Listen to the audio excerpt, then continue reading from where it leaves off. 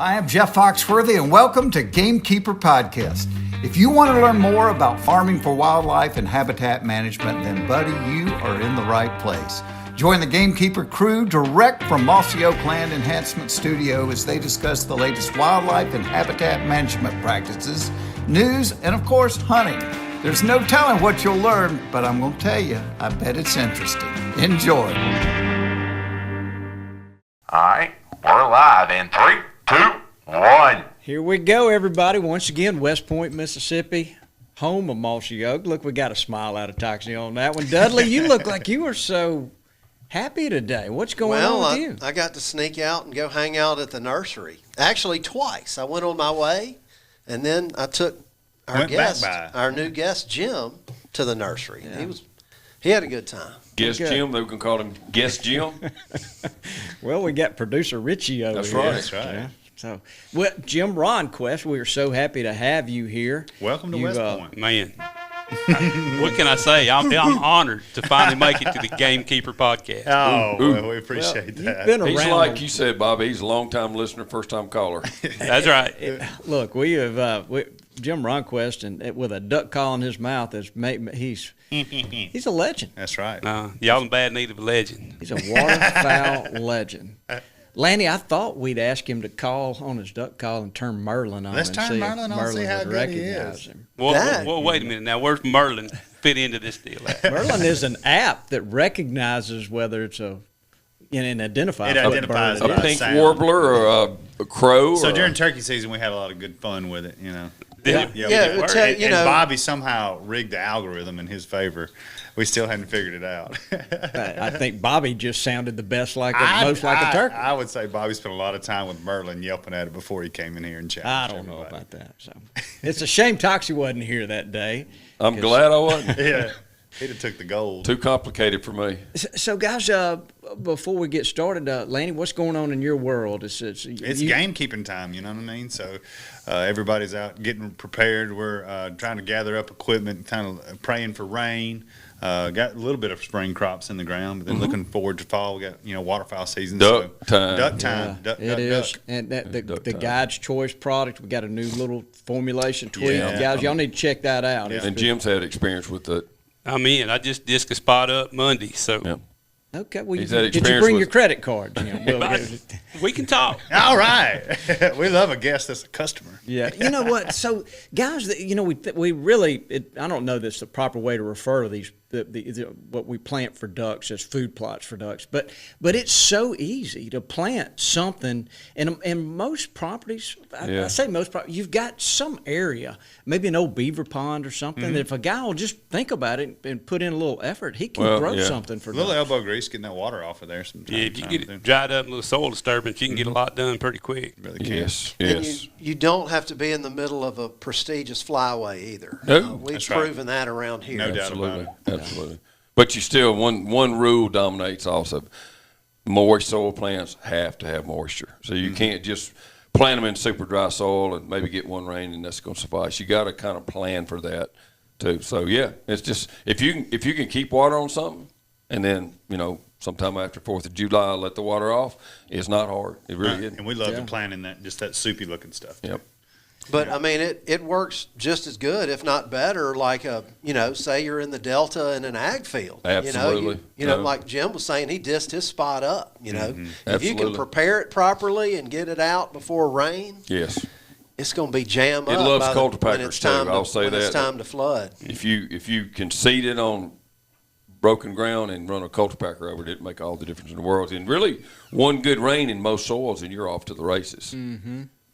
Yep. Yeah, you're exactly right. So, guys, y'all check that out. The product that we've built for this, and we're so proud of it.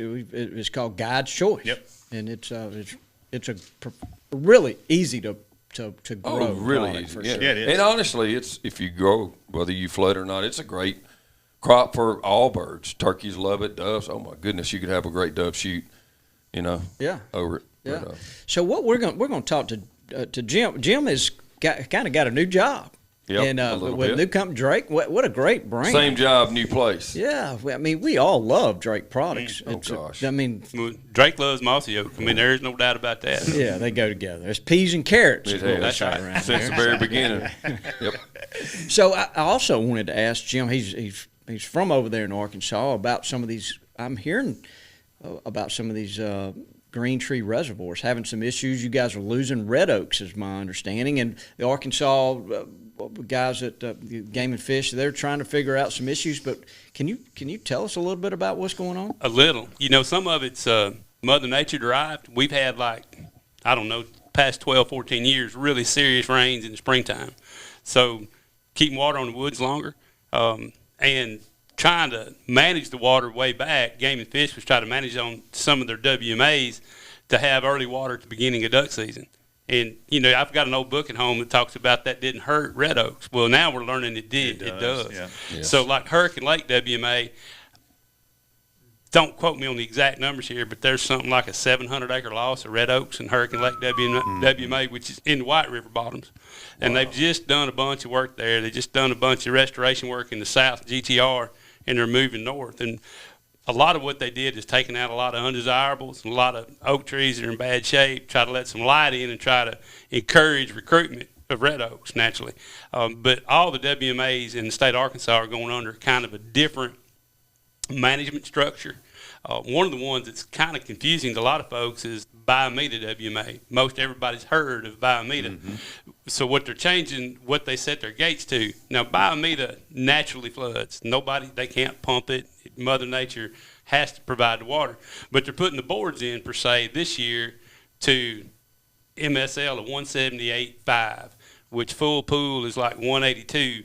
Now, it can go higher than that with a big impulse of rain, but they're trying to keep it where there's not as much water in the woods to try to encourage them willow oaks on the edges to take off and get started. Right. So a lot of people don't understand that they're thinking, well, that's all the water we're going to get. Well, not necessarily.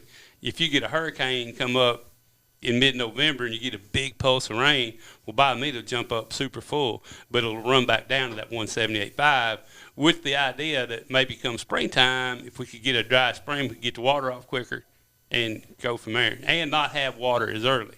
Like Dudley would probably say, a lot of folks want that early water. However, when's typically the drier times of the year? Yeah. Fall, so we've been putting water on our trees too early for too long, and now it's showing on the WMAs. And keeping it on too long. Yeah, keeping it on too long. We've talked about this a little bit. And Arkansas seems to have kind of been the forefront in that. You can Google around and read about, impoundment's one of the key words, overcup oak, but they've been studying that for a while. Yeah, and it's kind of interesting, and that hurts acorn production, which one of the big reasons ducks are going in the woods is to eat acorns. It's common to some people's belief. Mouter duck loves a craw full of acorns. Mm-hmm. So we want to increase that. We want more trees, we want more red oak recruitment, because someday who's going to take care of that next forest, or where's that next forest going to come from? Yeah. So that's important. That's When you lose a mature oak tree, you're not going to. It's not like a crop you replant the next year. I mean, you lost something for your lifetime or for a generation or more. So it's so precious. I mean, it's kind of the Gamekeepers' philosophy about, call it the life of abundance, but having abundant wildlife. And then the harvest and the hunting part is based on what's best for the place in the long term, great population. So the same thing about, I think, the same philosophy about, flooded timber and duck stuff. You got to do what's best for that forest or in its best interest, and hunt around that. So if it means, if you can't keep doing it every year, if you're going to lose the forest, right? That's Gotta be dry, crazy. gotta That's be dry. absolutely insane to be so caught up in like shooting, hunting that it's more important than actually preserving a tree. So I just applaud the people that are trying to adjust and learn from the past and do these things. Mm-hmm. It's in the best interest of everyone, and especially duck hunting, to preserve those. So yeah. I mean, it's interesting. Dudley can tell us what actually happens when a tree dies from being flooded, because I think you told me it's not that it's waterlogged or too much water actually kills it. It kind of kills itself, It's right?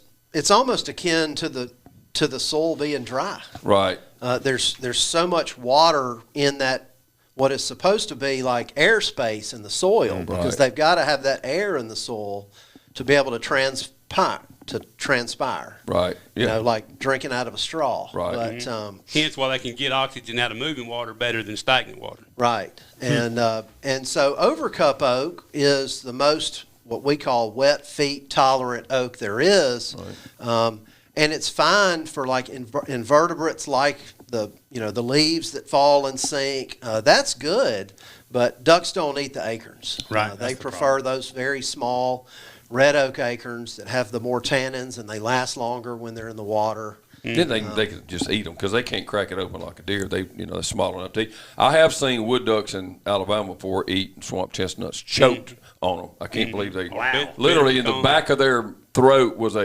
not a giant swamp chestnut, but a pretty average size, and they had actually swallowed those acorns. They'll sure try it in bugs too. That's another thing. You want to have good leaf litter in your woods too, because you take them warm ups in January. They're after them bugs for protein on the flyback to kind of increase eggshells and molt for their feathers. So the more healthy your woods can be, the more healthy your ducks are going to be. And you send them back in good shape, they're going to have a better job. We talked about that. So last what time. was That's a happening big is deal. these people are keeping their water on so long that you have a species shift, and you lose all of your red oaks. They're tolerant of flooding and wet feet, just not as tolerant. And so, and I would say in a healthy impoundment, you still have overcups, but they may be in the deepest pools of that particular impoundment. And then Nuttall. this is probably a little bit arguable, but then next is Nuttall, then willow oak. The further north you go, you start having pin oak, which is similar to the willow oak. Then water oak, probably then cherry bark, then shumard, in that order, or something. close It's to that. interesting. When I was first explained to it really well, if you take here's permanent water and buckbrush, as you move up the hill, just a little bit of grade can be the difference between Nuttall and willow. Oh yeah, You know, just it's 1 or 2 inches. Yeah. Exactly. It takes couple very inches. little. Or it may be where a tree fell down a long time ago and left this little hump, and a tree will thrive on that. If you're walking through the woods, you'll find like a willow oak on a mound in the bottoms. And to your point about the long-term water, not just our WMAs, some of our U.S. Fish and Wildlife Service property on Cache and White River Refuge are dealing with the same thing, and that's all natural water below the dams. So where we're at, we're all below the dams on the Upper White. So there's places where, heck, we've had water on those woods until mid-June, early July. Sure. And, the places where they get water movement, they're better, but you get beavers, that micro topography may plug off a ridge or something, and now you got a deadening. So, Before we had a levee on the Mississippi River, some of those places were holding water till July and August every year, but they were overcup dominant, and it just depended on the elevation.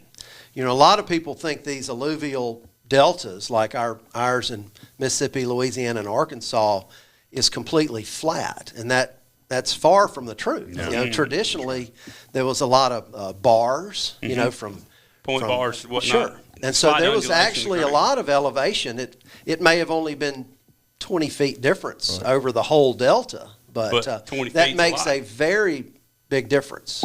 Around here is pretty cool to see. There's all that stuff we have out there. So relatively flat, but it literally, you're right, it could be 6 inches in difference in elevation, and it's a completely different look. And you'll see a lot of the white oaks, a lot of swamp chestnuts, especially in our area. But just that little bit of drop, and it's going to go back to Nuttall and overcup, largely some willow, depending on how wet it is. But it doesn't take much, and I guess in that area, that higher ground is just a little better drained. Sure. And then before we had the levee, everybody knows what a tributary is, where another waterway comes into another one. Back then we had what's called distributaries, from where when the water would rise, Right. they would go into these areas, and then they would leave water standing. So we're really just trying to mimic what happened in the past, and have that ecosystem back by doing these impoundments and flooding and draining. But places like our local refuge, Noxubee National Wildlife Refuge, they have several green tree reservoirs, and it's my understanding they used to flood all of them every year. Right. Now that they know about this overcup thing, they're on a cycle. I think so they they only rotate them may every flood, I think every 3 years. I think. and so that's saving the red oaks and bringing back that ducky ecosystem that's So, needed. do you think that's quite good question? Because I've got this. We've started that process. It's so much fun.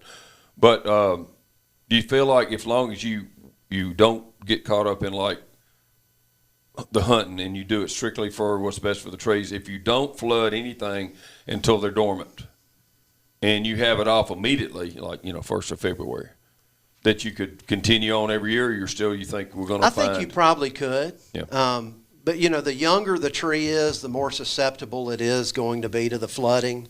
And Right. nothing beats planting a tree in a super deep, well-drained site that Oh, doesn't yeah. flood. I mean, Right. anything will grow good there. Right. So you're still stunting them a little bit by flooding them. Yep. And so it's all about the duration. And I guess the problem, he's pointed it out on a macro scale over there. If you have already saturated that soil for 2 or 3 months all winter long, if you get some kind of inordinate long-lived like flood event in like that spring and push that further, they're already so stressed. Yeah. Sure. So And then you got a lot more to go with that. Naturally, the soil saturated, shallow root system, and red oaks, big winds, spring storms, you got more layover. But some of that might encourage recruitment. The big thing you want to keep from happening is that species composition change. If you go from red oak to overcup to hackberry or sugarberry and maple, then red maple, yeah. then you're getting away from good duck use, good turkey use, good deer use woods. Right. Mm-hmm. It all adds up. We got to take care of the resource, or it won't be there to take care It's of. fascinating. Amen. And Yeah. then, not everybody has multiple impoundments. No. So what you're seeing more, everybody wants to flood their duck hole the full season, and I have to remind them, well, you're wanting to plant these little red oaks everywhere. A lot of people are shifting more into this this improved design. Mm-hmm. So they're not making this perfectly flat field. They're adding these little undulations Exactly. and ridges and pushing up these S-shaped areas. That, I've learned so much And, that I and will then do you can different plant now. trees on those and Absolutely. to where they're not really flooded. Or you can plant them on the edge. Or if you're clearing, You know. in my opinion, and I'd love his comment on this, is a different topic and it's related to it, but what I would do so differently now, we have a big ag field we turn into a duck impoundment, and we can farm that and grow, it's like grow corn and whatever. But even other places that we have, I would go back again and like be sure we had areas of cover. Even, we were so conscious of food. Right. And honestly, especially for the greenhead we love so much, he's like he said, he's a green guy. Cover is a critical component. Now, they got to eat, and if you have some good hot food, they're going to be there some. But those, I've learned, he can more than I do, but those mallards do not like being out on wide open water. They do not. They'll do it, some, but by and large, they're going to get a bite, and they would love to eat where they got some overhead cover. And I was going to ask you, too, how important would it be if you had, a 20 or 50 or maybe even like 100 acres, if someone had a flooded timber project, if it's all mature timber, would it help to maybe cut a little ahead of time to have some brushy spots, or you think just all mature trees is fine? No, you need age diversity in your woods. If you go in really good tract of woods or good duck woods, there's age diversity there. Okay. And there's wider basal areas and tighter basal areas, more thickets. And you think of the reasons ducks are using them areas. They're using them to go in there for food, to eat acorns, chase bugs, pair bond isolation, or temporal reasons, just for cover. So they're using it for all those different things. So if you give them something for all that, you're going to get more duck use. And keep the pressure to a minimum. Try not to run them out of there, go in, shoot them, get out. I just think it just seems like some of those, especially mallards, they just don't like being exposed to everything, and there's some kind of extra security from being in the timber. They love it. They like that overhead cover, security, temporal cover. A lot of times you'll see them hitting cornfields. People swear by corn, but a lot of times they're in cornfields just simply for the overhead cover. And that cellulose on that stalk is a good invertebrate. Mm-hmm. Food, you bet, lots of bugs out there. And also, you'll see them in the middle of a wide open, flooded bean field or rice field, too. They'll be out there. They will. It seems like they'll want to come and go from that. They do, yeah. And that's what people have that I've ever seen, and they have the really fabulous flooded timber or, cover hunting like that that's so much fun. They have a major food source place, but it's not necessarily where they'd like to stay. But it's like, especially in the Delta and Arkansas, Mississippi, those great places, they'll have standing corn and just leave it, not cut it and flood it. Or, it could be like we have the one place we developed for our little refuge thing here, and we'll have millet growing, but we'll never hunt it, but it's wide open now, and they'll eat, but they don't want to go somewhere else, and then you can kill them in these small holes, have a lot better quality hunting, and not shoot over all of them at the same time. Amen on that. And they'll always go back and forth like shrub Yes. places, beaver deadenings. They like to go hang out in them places too. They use a variety of areas. So if you're fixing up a place or if it's a private tract, if you can offer them a buffet of sorts of different habitat types and food types, you'll get more duck use on that property. Same thing we talk about with deer and turkey. Diversity. Diversity. Yeah. So it's just the red oaks that this is affecting. So Because it's more of an upland. Yeah, they're not as water tolerant as like an overcook, the other species. So you can go in places on Cache River Refuge. It used to be Potlatch or part of Lower White River before they traded it to Fish and Wildlife. And you can see where they cut it really hard and it's all come back in sugarberry and red maple. There's not as much of an oak component there. Now, historically, I understand working with Dr. Mickey Heitmeyer, some of those areas didn't lean heavily to oak anyway, but they leaned more so heavy than what we see now. Then you go to some of the higher ridges in Cache River, then that's where you'll find the big stands of nut-alls and willow oaks and whatnot. And especially along the Bayamida Basin, that'll all be typically more nut-all to willow. yeah. Well, I'm glad somebody's paying attention to all this, and it sounds like Arkansas is maybe leading the way in educating people. And, Well, they have so much. This is such a big part of the state. Yeah, and their history. Not only their, it's commerce there too. I think there's more standing timber Flooded there than any other. Oh, sure. We're fortunate to have the largest contiguous tract of bottomland hardwood left in North America in the Delta, Arkansas Delta. That's what I was talking about. that's I what you can't meant. put it Yeah. together. Yeah. I think the word for that is important. It's a that's very exactly important right. resource Well, for the if state. you take the White and Cache River Refuges along with some of the state WMAs, they're considered wetlands of international importance. And we're trying to make it happen. There's a lot of confusion amongst duck hunters on how to do that. Nobody wants to see a mature red oak get cut when that might be the best thing could happen. Right. And somebody said, well, just let natural selection take its place. And I would be all for that.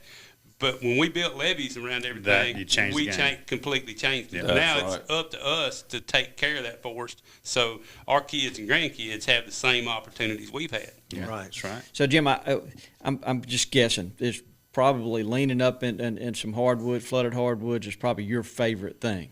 It's right up there pretty close. Yeah. What would be the other thing that I might don't know, even that leaning against that same hardwood tree, nothing no more satisfying than killing a long-bearded turkey Well, in the same spot. Well, we're talking ducks. Turkeys, obviously. To a bunch of mallard ducks. I mean, that's pretty cool. That's pretty cool. That's true. But yeah, as far as duck hunting goes, standing up against a red oak tree, calling a bunch of ducks on a high blue sky in December with a good wind is right up there with the very top.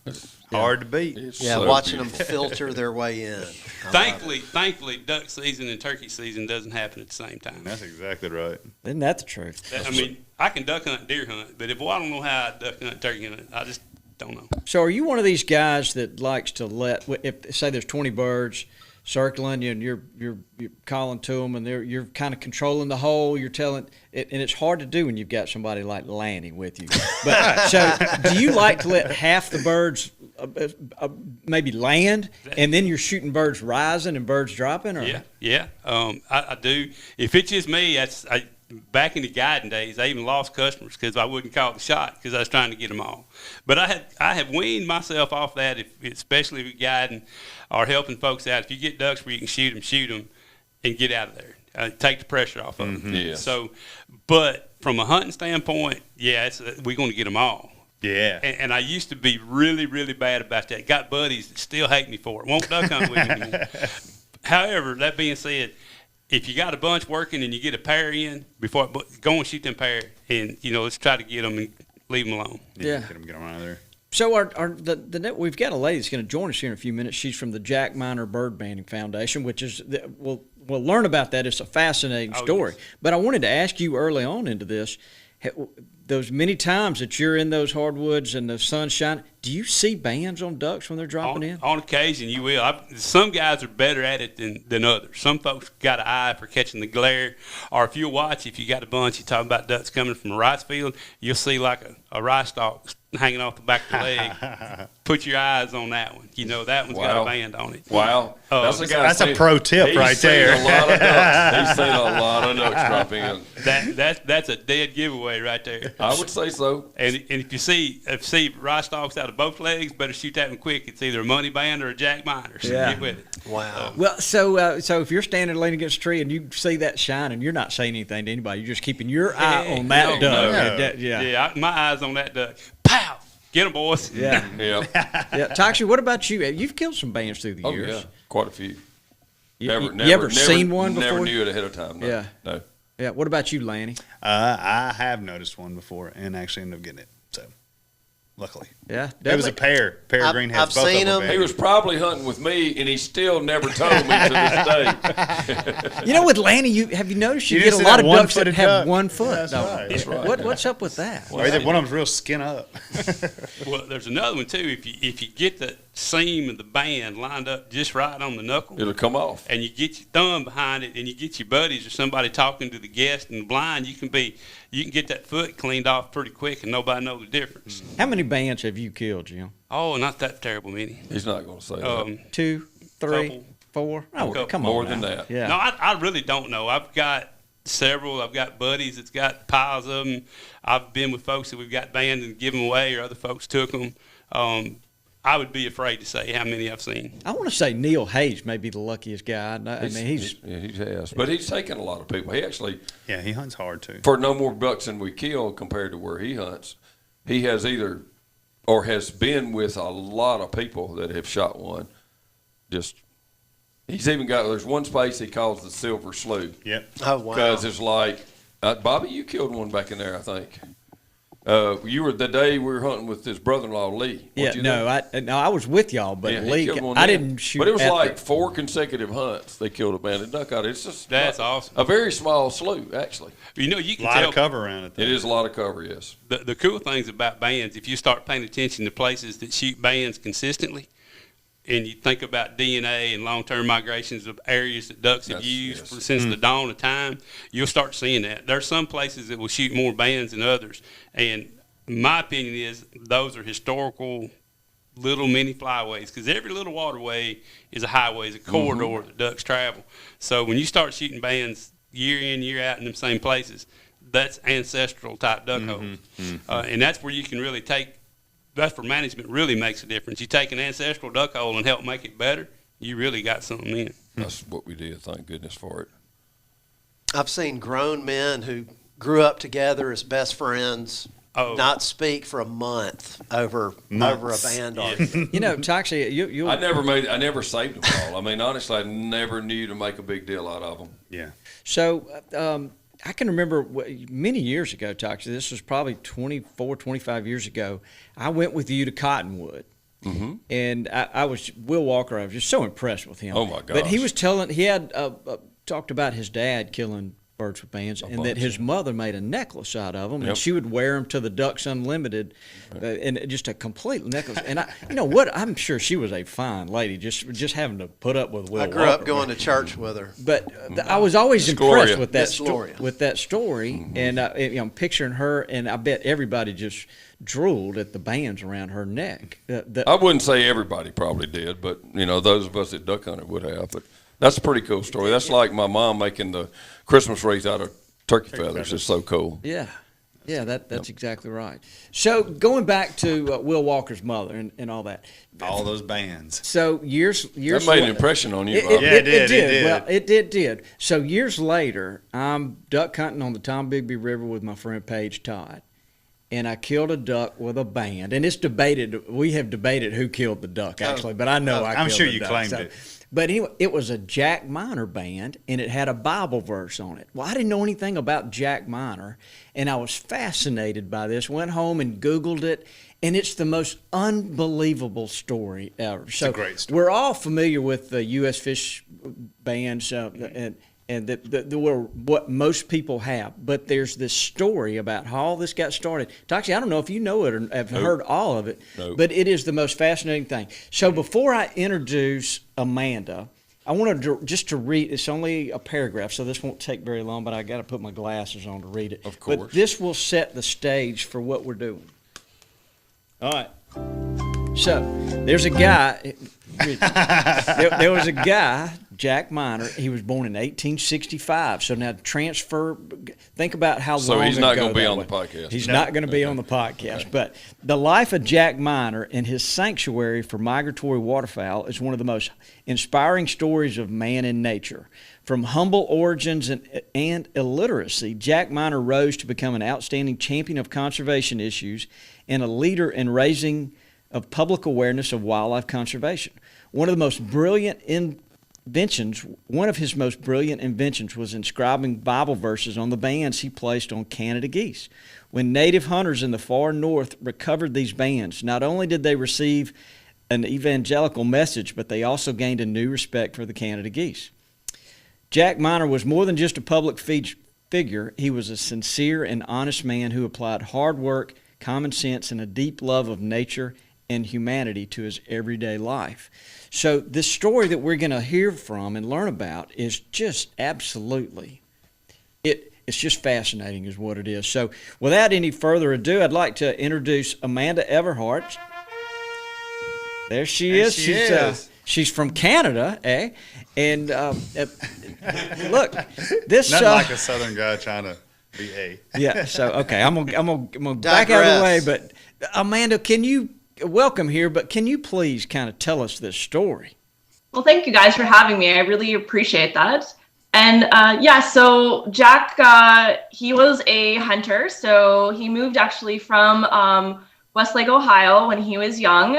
His family moved to Canada, over to Kingsville, and they started a tile and brick factory. And with them dredging their ponds and everything like that, they decided that he would start placing some geese in his ponds. And so that's how it kind of started the sanctuary, and where we got the idea to have geese and to encourage them to land on his property. From there, he had thousands of geese that would come to the sanctuary, and he decided that he needed to figure out where they were going. So that's where the band started. So he was one of the first people to start banding.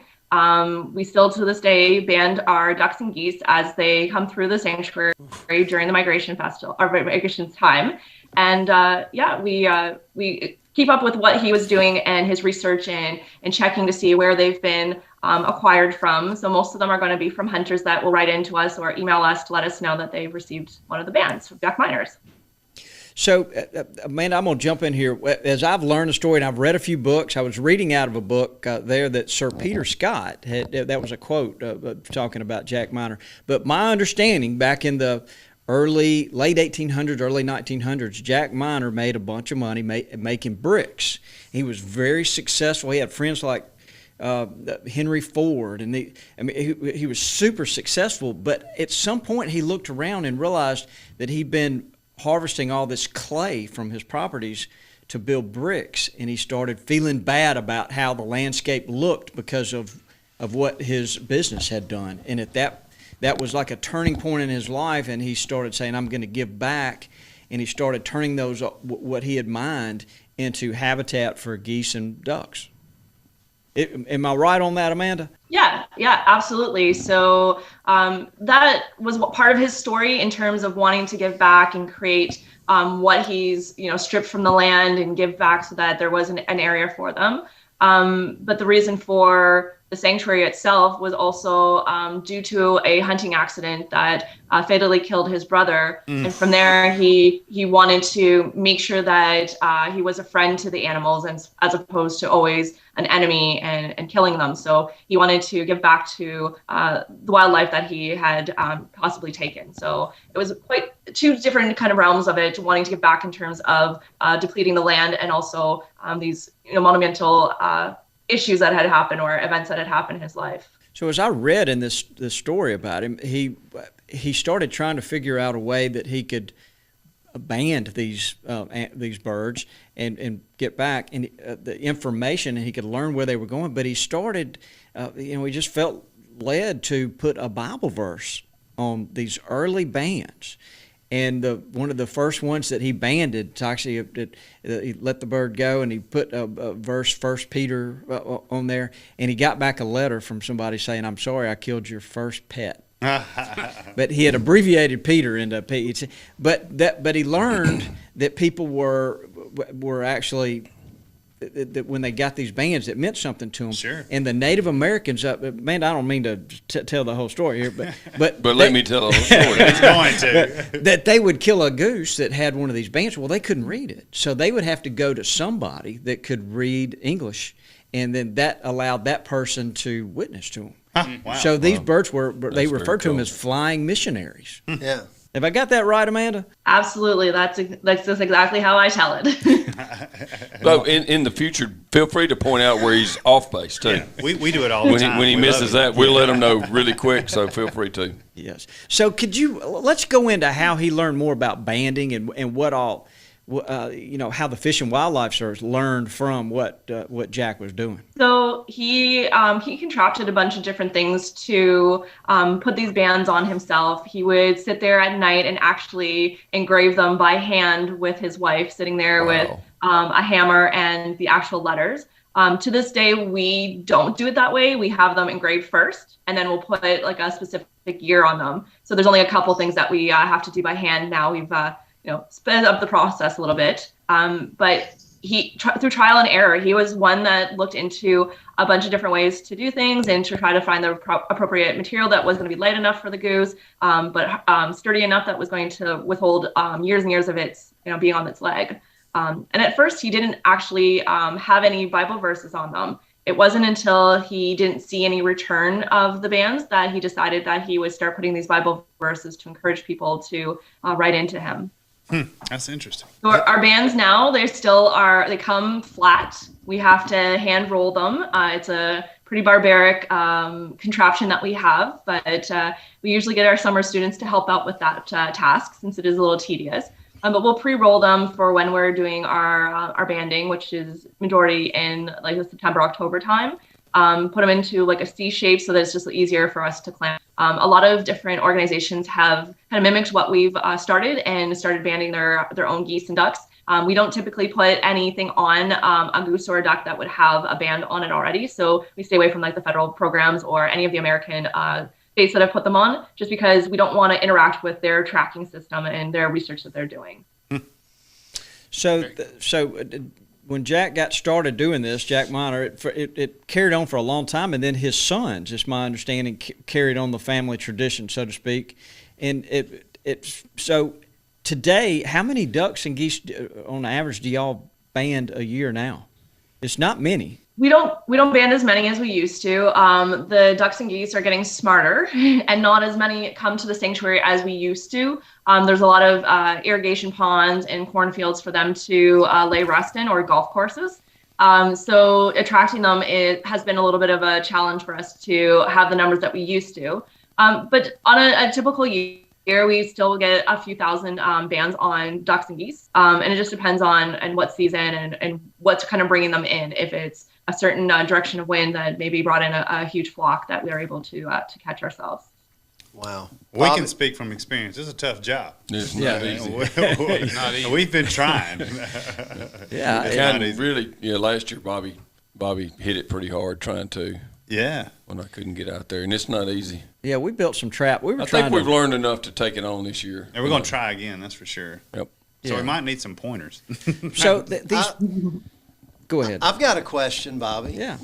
Dudley, do you have a question? So, Amanda, I'm assuming if you're banding them in the same place, they generally use, I'm assuming maybe the Mississippi and Eastern flyways more commonly. I could be wrong about that, so maybe correct me. And also, do you have any stories of bands, that the duck may have flown to Europe or something like that, Yeah. like a really far-fetched story where you've gotten that band back? Most of our band recovery is going to be from our area or from Michigan. So they don't usually get too far before they're harvested. We do have like North Carolina and Georgia, sometimes down in Florida. So that's going to be our normal, and then up into like Northern Ontario. So that's kind of the direction that they go in. Once in a while, we'll have one that goes over to Kansas, to Missouri, but it just depends on what kind of storm system has come in, and maybe they got thrown off course. But nothing in Europe, unfortunately. Okay. Maybe they don't know what the band is. Just checking. I've heard some interesting stories. People killed, those Eurasian widgeons that end up in the United States and vice versa. So Well, sounds like Bobby's was pretty far off. Yeah, Mississippi. So when I researched it, there's a kind of, some of them come to around Decatur, Alabama. There's a kind of a wintering ground there, and On then the Tennessee River. That's right. And some ducks have kind of pushed off after that And a little further south. did you say what species your duck was? It was a hen mallard. a hen mallard. Yep. Okay. I would think that they've done it enough, like with the federal bands, start to see a little bit of philopatry start showing up. Hence, your wintering population around Decatur, Alabama. Or I'm curious about how many birds come back to the Jack Miner Sanctuary each year that have already been banded with a Jack Miner band. Do you see that much? So we do take record of it. So from what I've seen with our records the last couple years, we get maybe 5 or 6 that will be in the group of those that we're banding again, that already have one of our bands on them. So they're noted that they were caught in whatever year it was, and then just noted for our record keeping. But it's only typically about 5 to 6 ducks and geese that we will do repeats to. Each year. So it's a really neat story, guys. Very and neat. I would encourage you to go to Jack Miner, Google Jack Miner, and there's a lot of old videos that you can watch, black and white videos that tells the story and his friendship with Henry Ford, and it really is fascinating, and it's inspiring because conservation is so important to us, Amanda, and Jack Miner's kind of considered the father of conservation in Canada, is my understanding. And so we're inspired by what other people do to take care of wildlife and the efforts that they go to. So this story, and then tie in the Bible verses, it's just a really, really neat story.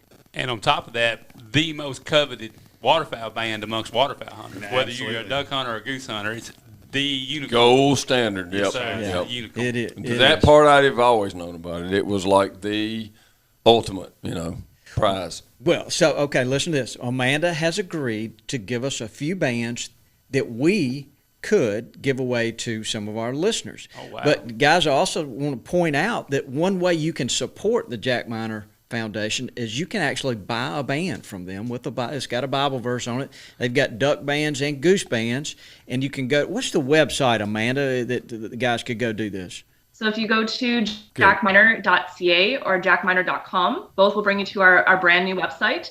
So we're trying to still encourage people to do their band recoveries through there, and there will be soon our list of all the bands that have been recovered that we have records of. Oh, yeah, that sounds good. So jackminer.com or jackminer.ca. But guys, so for the next 3 or 4 podcasts, we're going to give away a Jack Miner band, and then Amanda will send it. So that'll be a prize possession. I'll tell you what I did with mine. Yeah, I was going to ask. I put it on a silver necklace and gave it to my wife, and she wears it. So it's only got one band. It's not like Miss Walker with a whole. But it's still cool. But It's cool really that she'll wear it. Good for her. That's exactly right. Yeah, it really Go Mel. It's exciting. So, Amanda, is there anything else that you need to tell that make this story make complete sense? No, I think you covered majority of it. We still try to live by Jack's ways. Things have changed a little bit on the sanctuary in terms of no longer do we have any family members that are presently working with us, but we try to still keep up every good deed that he had done throughout the years. Jack passed away in 1944, so it was his family that took over from there. And now we have a great board that continues his legacy and is trying to revamp it and keep it fresh for people to still enjoy. We own over 400 acres, so it's a pretty impressive plot of land that we get to keep and encourage birds of all kinds to visit. Yeah, it really is. The world's bombarded with media these days, and people like, money for this, for that. And, when you do see stuff like, for animal lovers of all forms. We all are animal lovers here, but I just would encourage people listening to choose this as a charity if you love animals, because the history behind this and the depth of the meaning of it is so pure and so cool from a pioneer like that. I would encourage people to look somewhere like this. You'll never find a lot of people like, where can I send money? I know most of it goes to work for the wildlife. Well, you're never going to get more than this right here. So yeah, that's right. It's a great story. And look, guys, you can go to the Mossy Oak Go app. 4 or 5 years ago, we did a television show about Jack Miner. And so that's on the Mossy Oak Go app, and you can see how they band them, how they trap them, everything. It's really interesting. Richie, the producer, produced that for us. So, The producer. Amanda, you may not even been aware of that. Jethro Bodine, Hollywood producer. That's him. Oh, I saw it. It's great. You hear that, Richie? His head swells. Yeah, it was a cool experience getting Good job, Richie. going up there, and the first thing you see all the birds out there on the property, and then it's not just geese and ducks out. There's turkeys out there too. I'm looking at it right now. Yeah. Wait a minute. Hold up just a minute. Yeah. I thought that was a strutter I was seeing. Well, I can say this, guys. The chances of you killing a bird with a No. jack-mounted band We would never. We would never. Well, it's it's low because they don't get to band but maybe 300 or 400 or 500 a year. So but if you want one of those bands, you could buy one, and that would help support. Their how many sanctuary. people wouldn't love to have that bragging right around their lanyard, calling with their buddies and all? He didn't have to. They don't sign an agreement where they have to divulge that they bought it, do you? Heck no. Just slip it on there with your other bands. That's right. There's a lot of people got a bunch of bands on their lanyard that was done just I'm that. sure they do. I'd say, you know what? I can't think of a better cause to contribute to be able to brag on it. Yeah, it would. That would be A-OK in my book. Absolutely. Well, Amanda, thank you for being on here with us. We know you're busy and got things to do, but y'all keep up the good work up there. Thank you for having me. All right, take Thanks, care. Amanda. Thanks, Amanda. Great to talk to you. Thank you so much for what you do. Bye now. Jim, you lifelong Arkansas resident. You've been around. Bands mean a lot to hunters. Bands don't they? mean a lot. They cherish them. Yes, very much so. It's there's guys that will wear their bands to Walmart to go shopping on Friday night. There's I've seen them wearing them. there's too. people very serious about them. Yeah. Yes. I've hunted with several people that won't take them out until it's time to take pictures after the hunt. But yeah, it's a thing. It's a thing. Do y'all remember a few years ago, Fred Zink has like as many goose bands as he's just got late. Especially from up there where he hunts near there, and they have the opportunity to shoot quite a few goose bands, Yes. especially in the Right. park. But That's right. somebody stole those goose bands from Oh him. no. Yeah, and did I not know think they ended up, maybe some of his friends and some others got together, and I think they paid like a $25,000 reward and got those back. Wow. Yeah, I think somebody ransomed them for that. I think if I remember the story right. Bobby loves a good conspiracy story. No doubt There's a about it. novel. There'll be a novel in that one somewhere. Chapter 2. Richie. Mr. Haney. In the 90s, my duck camp in Money, Mississippi burned to the ground one night. And Oh wow. my buddy Tommy Gregory, who was my dad's college roommate, was a member there. And he kept his bands and duck calls on his bedpost in his room. And so the first thing he did, it wasn't about anything else after that fire. He went and dug through the ashes exactly underneath where his bed was and recovered every single one of them. Wow. It didn't That's burn a him nice up. story. Wow. That's a story. It right just there. was lucky, or Yeah, he's lucky it didn't. maybe burn him up. more than luck. Yeah, that's So- exactly right. Well, Dudley, the first duck you killed was banded, wasn't it? The first duck I ever killed was a banded wood duck. You way. should have quit on the spot. That's cool. Hadn't killed one since. Actually, all the old men I grew up hunting with got all of my bands. How about that? If Shame that on makes them. sense. Shame. No, I love them, and I probably would have done the same. That's So cool. it's interesting. I bet if a lot of the ducks are banded further north. There's probably not a lot of banded wood ducks. I always talk about the one I killed a banded wood duck right here a mile from the office one time, and had 2 wing bands and it's at Shimola and a leg band. So it had 3 bands, but it was those crimped wings on both sides. Mm-hmm. And anyway, I caught it. I may be wrong. It's either 9 or 11 days, somewhere right in there. 9 days before it was banded in Auburn, Alabama, which is not north and south, but way east of here. Yeah, 5 hours driving. Yeah. It's a long way. Well, I can see why they can cover ground though. Duck I don't know how much. Well, we didn't ask, and you may know how much ground can they with a. You should know this. How much ground can they cover in a day in the winter with a cold front pushing them on down? I'm not going to be able to speak to exact miles, but some of the telemetry stuff we're doing now on these cell tower backpacks. Right. There's proof of a mallard hen leaving Saskatchewan, we'll say in the morning, Right. and she hit Benson Lake that evening. And Benson Lake is a lake just south of Stuttgart near the Yeah, Biometer about WMA. that. So cross country in a day. In a day. So speckle bellies especially, there's a bunch of telemetry stuff going on with speckle bellies right now, and some of the movements they make are just unbelievable. They'll fly at night too some of the time, won't A they? lot of them will. Most time migrations happen at night. Wow. And that's the cool thing of these cell tower backpacks. They can kind of connect all the time, so they can tell elevation and timing, how fast they're going. That's amazing.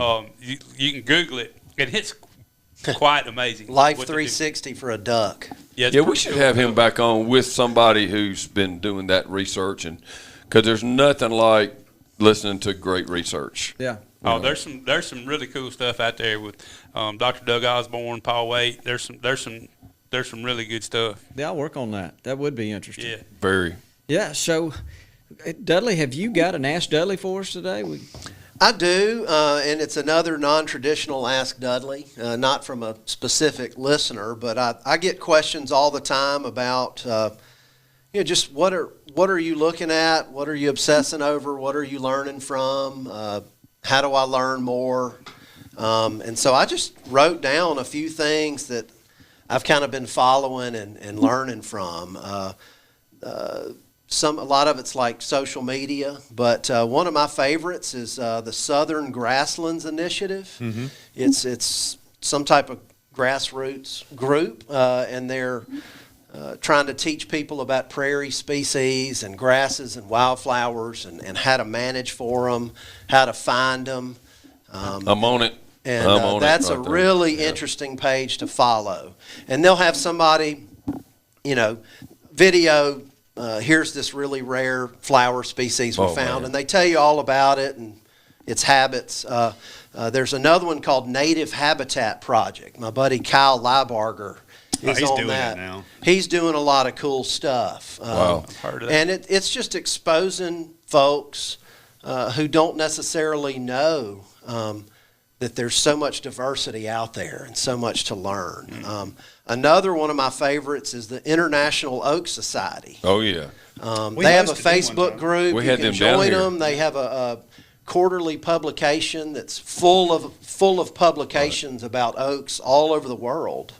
Dudley hosted them against.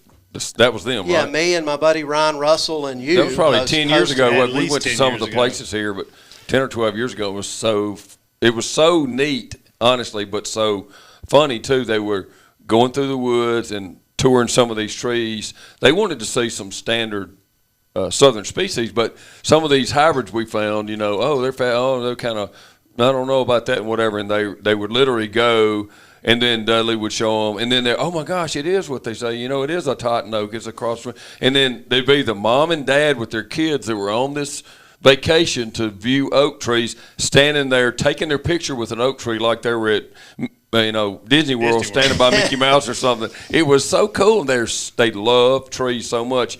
And it would take forever to get them. It was like herding cats to get them to go to the next location because they would literally spend, 20, 30 minutes. Gosh.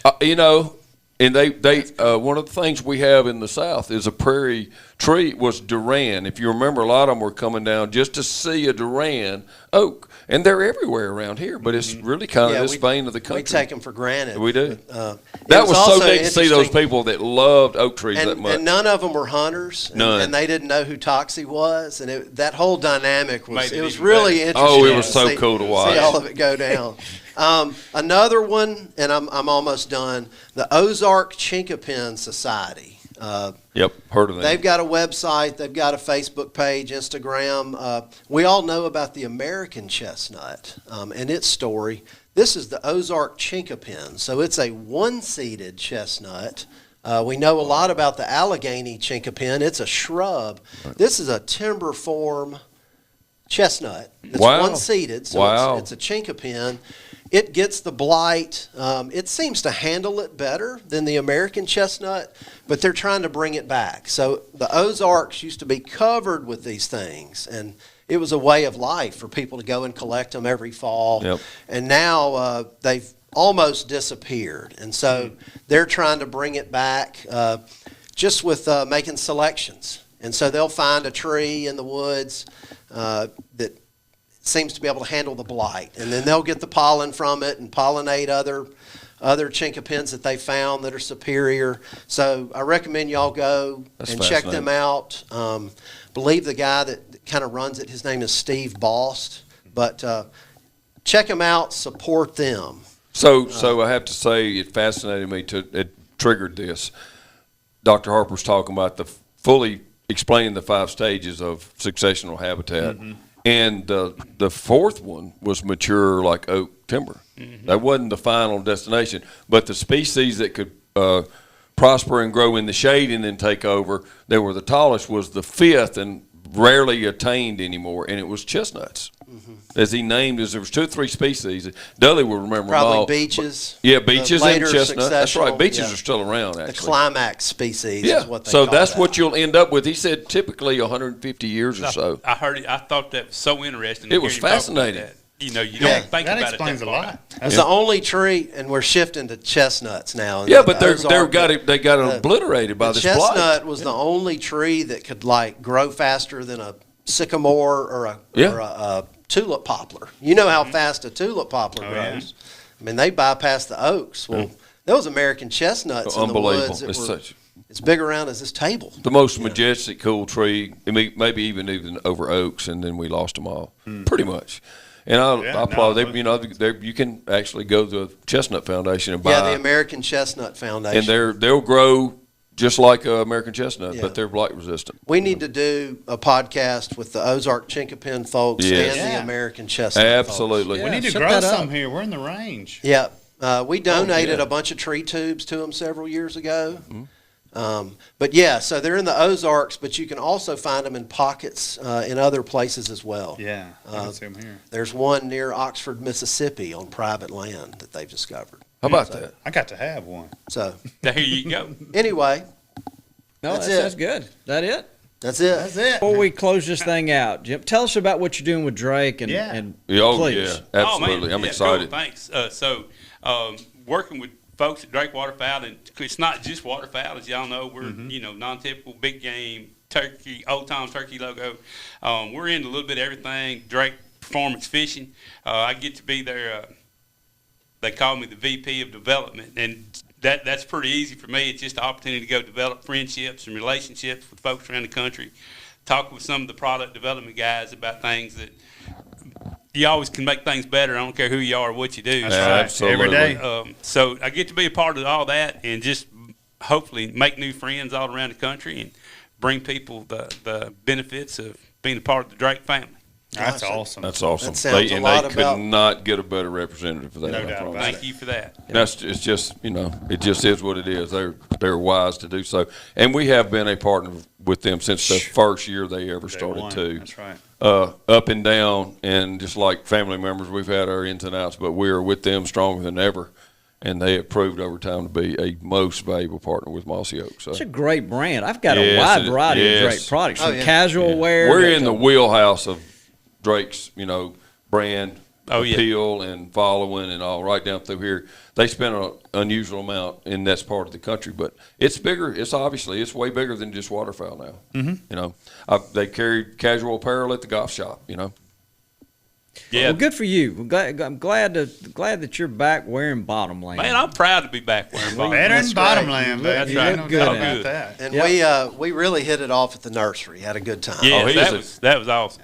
He is a true tree nerd. That's what I was going to say. I use that term sparingly. It's a term of endearment and looking up to someone to say that. I want to say it. Dudley's the ultimate tree nerd for us, but I would say he is definitely in the tree nerd club. Sure. Blew me away. I was expecting to talk about duck calls. Absolutely. More about trees and anything. Yep. That was great. Oh, well, thanks. So, that's a complimentary nerd. That's right. Yeah, well, look, I've got a trivia question I want to See, ask you. I've been listening to these podcasts. I've been scared to death of this all week. Well, so this is real easy. And look, I think Amanda, are you still there, Amanda? Yes, I'm still here. Okay, well, you can join in on this.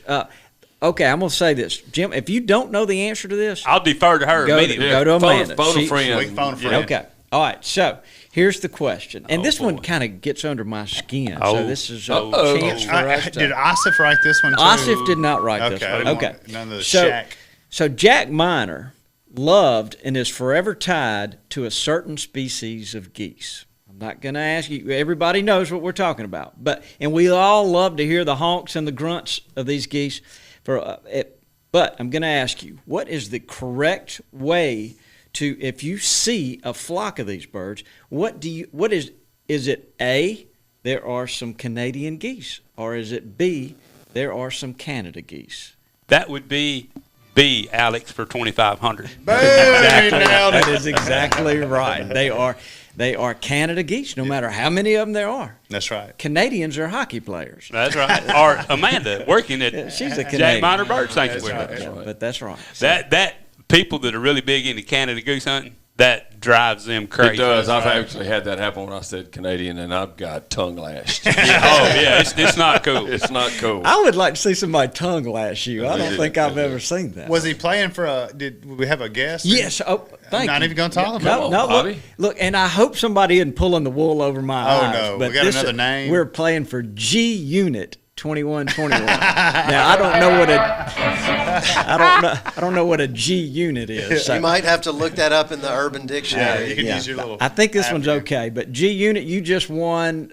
We won a subscription to the Gamekeepers magazine. For Awesome. A year, so, Go G so unit. there you go. It's the Gamekeeper unit.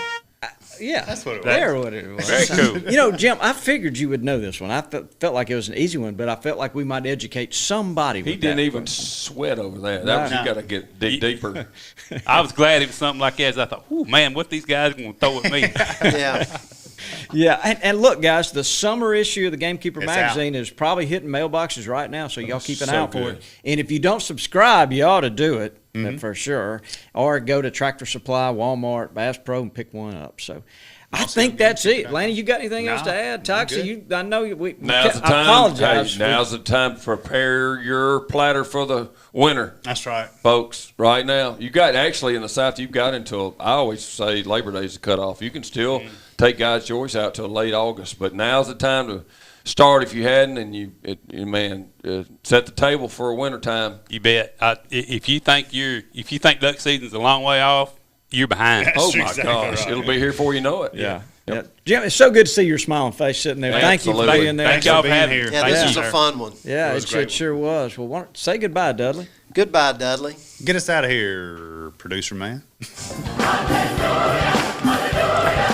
Thanks for tuning in to this week's episode of the Gamekeeper Podcast. And be sure to tune in again. Subscribe to Gamekeeper Farming for Wildlife magazine, and don't miss the Mossy Oak Properties Fistful of Dirt podcast with my good buddy, Ronnie Cuz Strickland.